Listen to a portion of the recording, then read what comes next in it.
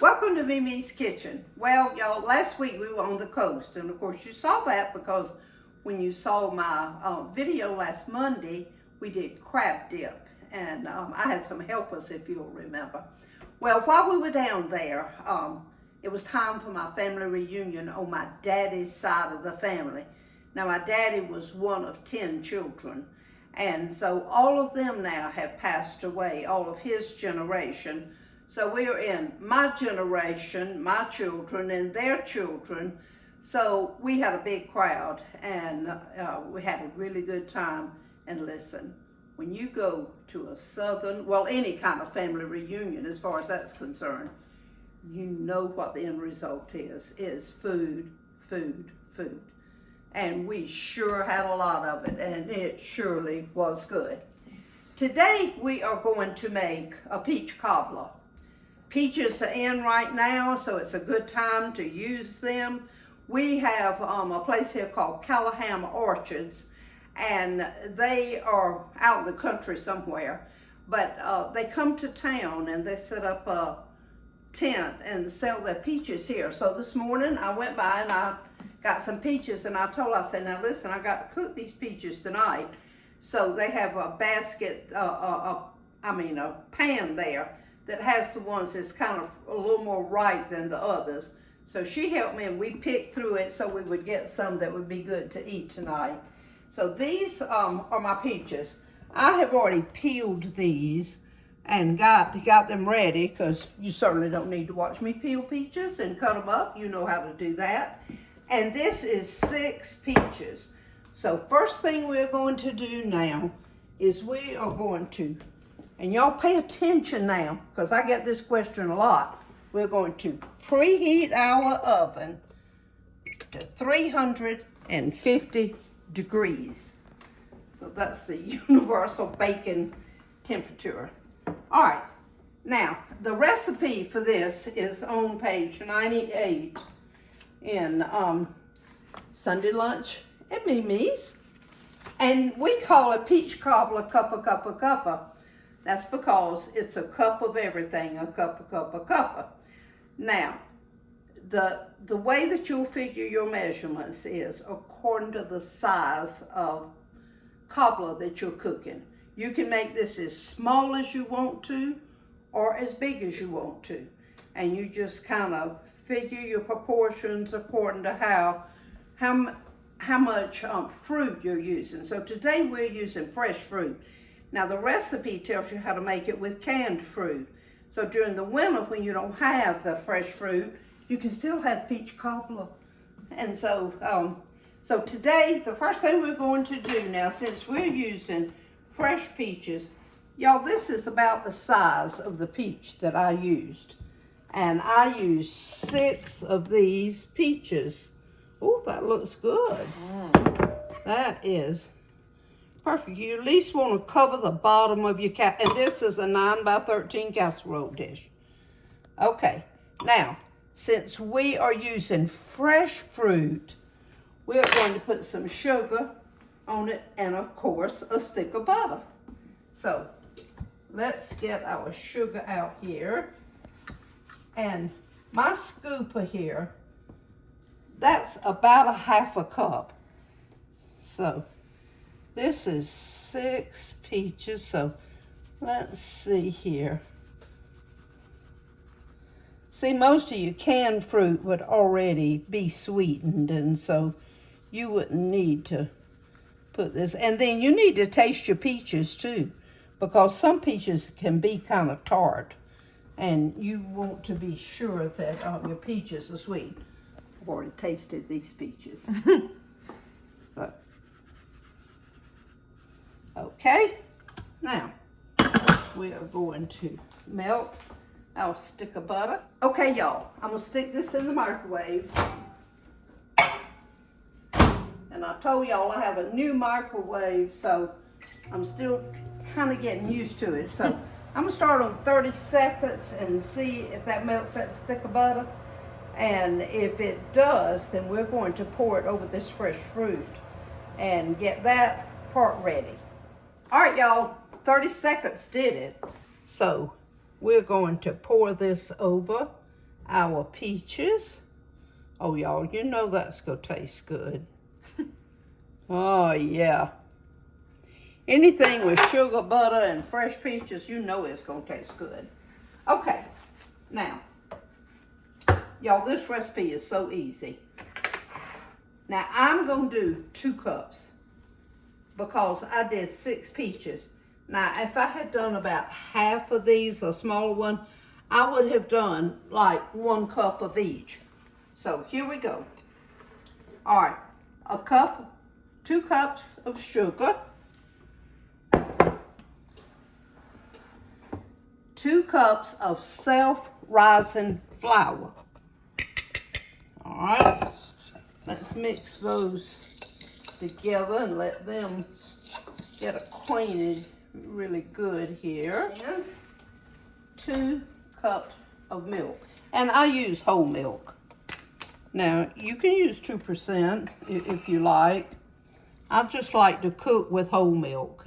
To me, it just has a better flavor and has a richer texture, so just whatever you like. Okay, let's pour this in our mixture here. KK reminded me to stir with a wooden spoon. I know some of you have sensitive ears, and it kind of grates on your nerves when I use that fork, so we're going to use this spoon. I'm just so used to doing that because, you know, when I cook, usually I'm in here by myself, and it doesn't bother me, so I guess it's what I've done. Okay, now, this also calls for a stick of butter. Now, since I've put a stick of butter in there, I'm going to use just 1 stick in this. So let's get this, add that 30 seconds. All right, let's see. I got to stir this some more because we got some lumps in here. So, okay. Here goes our stick of butter in there. Let's stir that up good. I had to go to my whisk, y'all. It had some lumps in there that I couldn't get out with the spoon. So, and at this point, if you have to, you can actually use your electric mixer if you got lumps in there that you can't get out. Okay. Now, you just pour this over the peaches. Now, you do not stir it. So, let's just...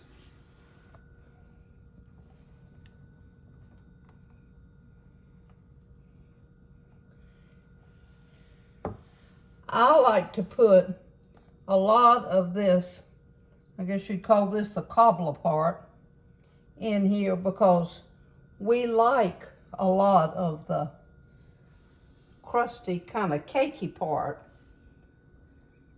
It really is our favorite part, so I usually, okay. Oh, now y'all, is that easy or what? Now you girls that don't cook with crust and all that stuff, you know, you can make this. You can take it like to the family reunion and impress everybody. All right, now we're gonna get this ready to go in the oven. All right, I'm just cutting my light on. Okay.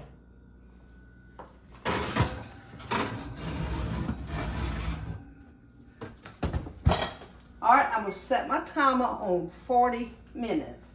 It says to cook it 40 to 50 minutes. So what we'll do is we will check it after 40 minutes and I will show you how to tell whether or not it's done. Y'all, when I went to the family reunion, that's a wonderful place to get recipes. And if you'll read in my cookbook, you'll see that that is exactly how one of those recipes came about.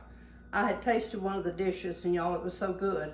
And it was in a nice casserole dish. So I knew that person was going to be coming back to claim it. And I had asked around. Nobody knew who made it.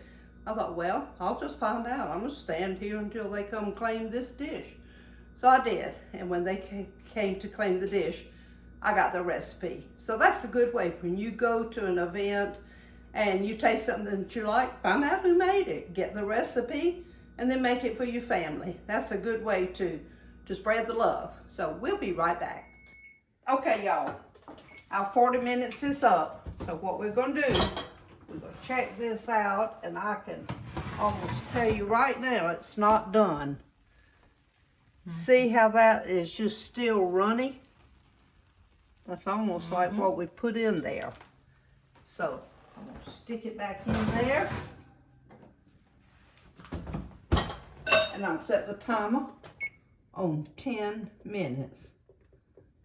And then we'll check it after 10 minutes. Okay, y'all, that 10 minutes is up. So let's check it now and see. Oh yeah. Now y'all see how that is?